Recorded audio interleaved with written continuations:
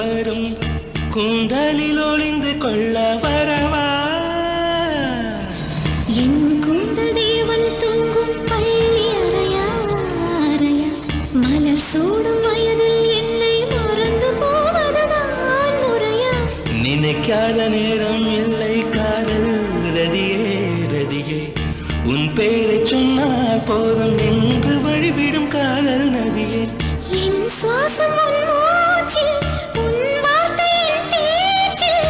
5-6 நூற்றாண்டு வாழ்வோம் என் வாழ்வே வா மலர்களே மலர்களே இது என்ன கனவா மலைகளே